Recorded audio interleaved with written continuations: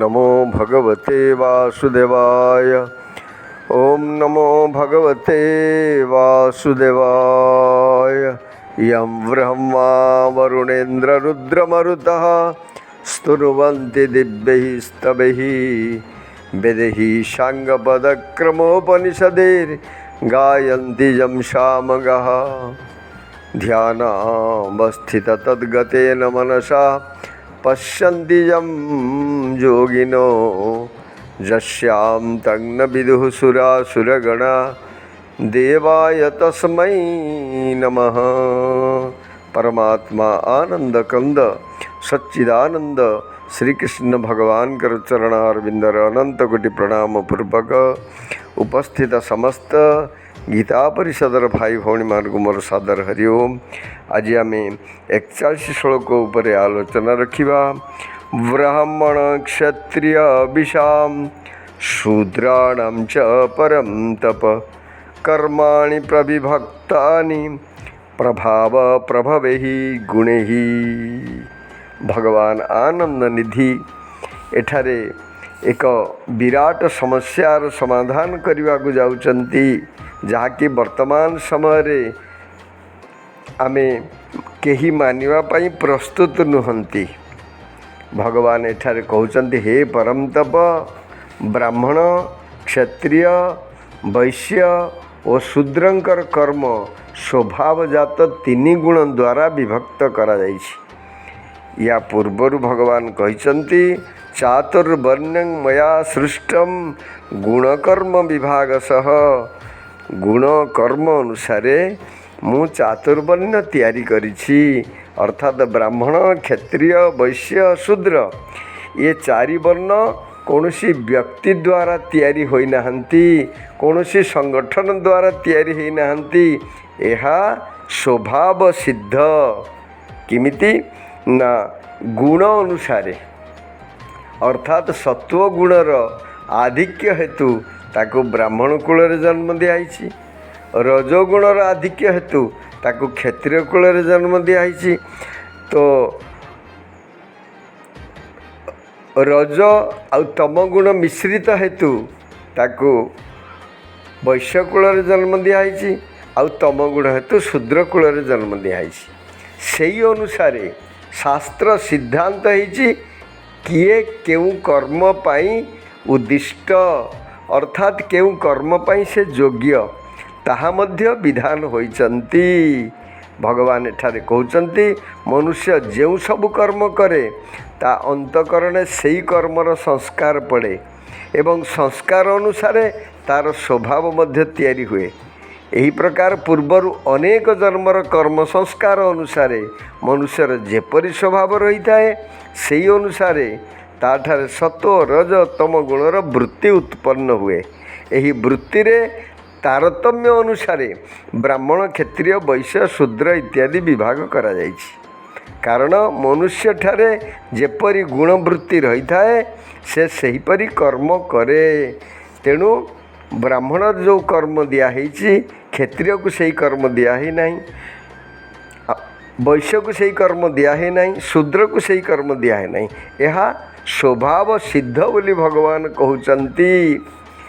तो वर्तमान समाज रे आमे बहुत लोक कहउचंती ए वर्णाश्रम व्यवस्था बड़ त्रुटिपूर्ण, या को केही ब्राह्मण समाज या को तैयारी करिसंती। कौन सी ब्राह्मण समाज या को तैयारी करना। भगवान एठारे स्वतस्फूर्त भाव रे कहउचंती, यह स्वभाव सिद्ध, स्वभाव द्वारा ये तैयारी होइचंती।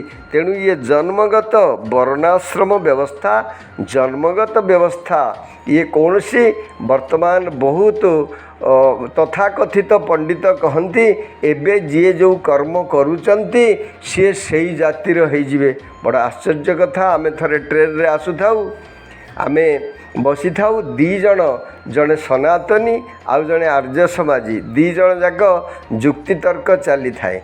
ये कहउचंती जन्मरु वर्ण व्यवस्था, सी कहउचंती कर्मरु व्यवस्था। किछि समय जुक्ति तर्क चलला परे लोक कहले, बाबाजी महाराज देखंतु एमानकर समाधान किछि करंतु। आमे पचारू आपण 2 जन जाक कौन करती ना आमे 2 जन जाक चाकरी करूँ ताहेले आमे तांको कहलु तमे 2 जन जाक शूद्र तमे तले बस मु तार समाधान करने ऊपर बसबि जे गुरु स्थान रे समाधान करेंगे जे जज हे ऊपर बसवे तो से माने भारी संकोचर सहित बसिले तापरे समाधान हैला। तो चिंता करंतु आमे तांको पचारिलु ताहले कहतु आपण 2 जन जाक शूद्र कि ना आमे 2 जन जाक ब्राह्मण मुकल किमिति आपण तो वृत्ति रे अछंती शूद्र वृत्ति ताहले यह जन्मगत होइथाय स्पष्ट प्रमाण। कारण जड़े ब्राह्मण पिला को आपण व्रत करेंगे ताहले सी 8 वर्ष 7-8 वर्ष व्रत हम से ताहले कौन कौ कर्म करिथिबो से अनुसार तार विभाग हम इमिति उद्भट चिंताधारा आउ शूद्र को प्रताड़ित करने ये सब विचार होइछि। तेणु ये सब कथा वर्तमान जुगरे प्रचार कराहोछि किंतु एठारे शूद्र को नीच देखैबा पई कराहोनी यह स्वभाव सिद्ध कर्म बोली भगवान कहउचंती। महाभारत रे वर्णना होइछि यज्ञ रे शूद्रर पदधौत करी युधिष्ठिर महाराज मध्य भोजन करैछंती। तेणु एभली भाव में कौन सी जगार शूद्र को नीच बोली कहानी ये कर्मानि प्रविभक्तानि ए कर्मर विभाग होइछि किमिति ना स्वभाव प्रभवै गुणे ही। जय जगन्नाथ स्वामी की। नमो भगवते वासुदेवाय। ओम नमो भगवते वासुदेवाय। आसंतु वर्तमान 42 नंबर श्लोक पर आलोचना रखिबा।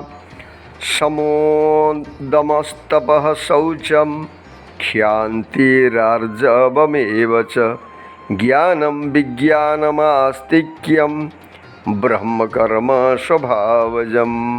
भगवान एबे ब्राह्मणकर स्वाभाविक कर्म संबद्धरे वर्णना करुचंती। भगवान कहउचंती मनोनिग्रह करिबा इंद्रियगण को संयत करिबा धर्म पालन निमंते कष्ट सहिबा बाह्य और अभ्यंतर रे शुद्ध रहिबा अन्य मानकर अपराध क्षमा करिबा शरीर मन आदि रे सरलता रक्षा करिबा वेद शास्त्र आदि ज्ञान हेबा यज्ञ विधि को अनुभव करिबा एवं परमात्मा वेद आदि रे आस्तिक भाव रखिबा ये सबु ब्राह्मणर स्वाभाविक कर्म अटे। ब्राह्मणर स्वाभाविक कर्म ये तो सम कथा ये कहुई इच्छा अनुसार मन जेउठी लगाइबा को चाहिबो सेठारे लगे पार जोठार हटेबा को चाहिए सेठार से हटिबो ता ना सम। दम इंद्रिय मान को दमन करिबा सेतेबेले सही कार्य करि परिबा एवं जेउठो निवृत्त रहिबा को चाहिबा करि परिबा एपरि इंद्रिय मान को संयत करिवार नाम हला दमन। तापरे तप गीतारे शरीर वाणी मनर त्रिविध तपस्या कथा भगवान वर्णना करिसंती। तापरे शौच निजर मन बुद्धि इंद्रिय एमान को खाद्य पेय शौचाचार इत्यादि समस्त नियम को मानिबा ये ब्राह्मणर स्वाभाविक कर्म। क्षांति कौन सी व्यक्ति जेते अपमान निंदा दुख देले मध्य निज ठारे ताकू दंड देवार दक्षता बल अधिकार थिले भी ताकू दंड न दे क्षमा प्रदान करिवा क्षांति। आर्जव सरलता शरीर वाणी इत्यादि रे सरल व्यवहार करिवा ज्ञान वेद शास्त्र पुराण इत्यादि रे पारंगम हवा ये सब होची ज्ञान कथा। विज्ञानम यज्ञ रे जो प्रकार श्रुव श्रुच इत्यादि वस्तु व्यवहार करिवार विधि को यज्ञ विधि को मानिवा विधि अनुसार यज्ञ कर्म इत्यादि करिवा या को विज्ञान बोली कहुई। आस्तिक्यम परमात्मा परलोक वेदादि शास्त्र प्रभृति प्रति हृदय आदर श्रद्धा हेबा एवं सेमानक सत्यतारे केबे संदेह न हेबा निजर आचरण सेमानक निर्देश अनुरूप हेबा आस्तिक्य बोली कहुई। अर्थात वेद को धर्मशास्त्र को जी माने से आस्तिक, जी न माने से नास्तिक। ब्राह्मणर स्वाभाविक कर्म है आस्तिक्य। तापर कहते ब्रह्म कर्म स्वभावजम, यही सम दम इत्यादि ब्राह्मणर स्वाभाविक कर्म। अर्थात यही गुण बा गुणगुड़ी को धारण करिवारे ब्राह्मण को परिश्रम पड़े नहीं, कारण एटा स्वाभाविक तार हवा उचित। जिमिति माने स्वभाव अनुसार से माड़ी चलिव। जो ब्राह्मण माने सत्वगुण प्रधान, जो मानकर वंश परंपरा एवं पूर्वजन्मर कर्म परम शुद्ध, सेमानक पई सम दम इत्यादि गुण स्वाभाविक। एथिमध्यरु कौनसी गुण सेमानक ठारे नथिले किंबा कौनसी गुणर न्यूनता थिले ताहा पूरण करिवा सेमानक पक्ष अति सहज हुए, मात्र अन्य मानकर एते सहज हुए नहीं, कारण एटा स्वभाव सिद्ध। वर्तमान प्रश्न उठिब ताहेले जो ब्राह्मण मारे आज अनाचार वृत्ति इत्यादि करूचंती सेटा तांकर स्वभाव सिद्ध नुह। अर्थात सेटा से अस्वाभाविक कार्य करूचंती। जड़े परिश्रम करी आईएएस पाइछि किंतु से कलेक्टर मध्य मिलिला ताको।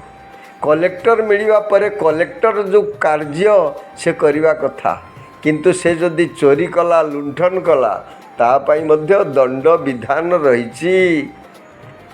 से ब्राह्मण हेले मध्य ताको छाड़ जीव नहीं। तेणु किंतु कलेक्टर तार स्वभाव सिद्ध कर्म जो बुद्धि अच्छी सेटा से करि परिबो। एटा तापाई सुगम बोली भगवान कहउचंती, यह तार स्वभाव सिद्ध। जय जगन्नाथ स्वामी की जय। ओम नमो भगवते वासुदेवाय। ओम नमो भगवते वासुदेवाय। वर्तमान आम 42 श्लोक पाठ रखिबा। समो दमस्तपः शौचम क्षान्तिरार्जवमेव च ज्ञानं विज्ञानमास्तिक्यं ब्रह्मकर्म स्वभावजं। समः सम, दमः दम, तपः तप, शौचम शौच, क्षान्ति ही क्षमा, आर्जवम आर्जव वा सरलता, एव एपरिकी च एवं ज्ञानम ज्ञानम, विज्ञानम विज्ञान, आस्तिक्यम आस्तिक्य, ईश्वर विश्वासी जाको आस्तिक कहा जाए। ब्रह्म कर्म ब्राह्मणर कर्म स्वभावजम स्वाभाविक। आउ थे पाठ रखा। समो दमस्तपः शौचम क्षान्तिरार्जवमेव च ज्ञानं विज्ञानमास्तिक्यं ब्रह्मकर्म स्वभावजम्।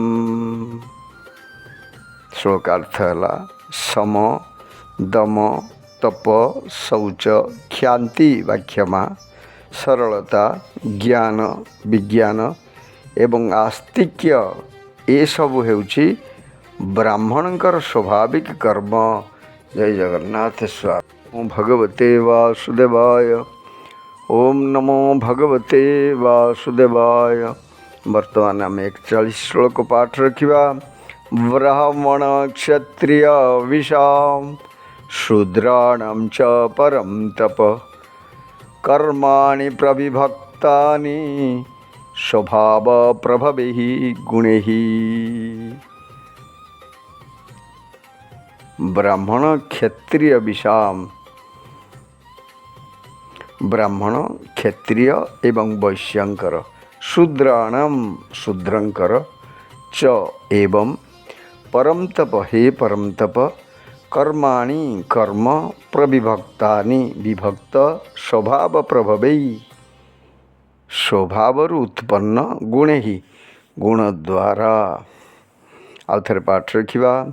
ब्राह्मण क्षत्रिय विषाम शूद्राणां च परं तप कर्माणि प्रविभक्तानि स्वभाव प्रभवैः गुणैः। श्लोकार्थ है हे परम तप ब्राह्मण क्षत्रिय वैश्य एवं शूद्रंकर कर्म निज स्वभाव उत्पन्न गुण अनुसार विभक्त करा जाइथाय। जय जगन्नाथ।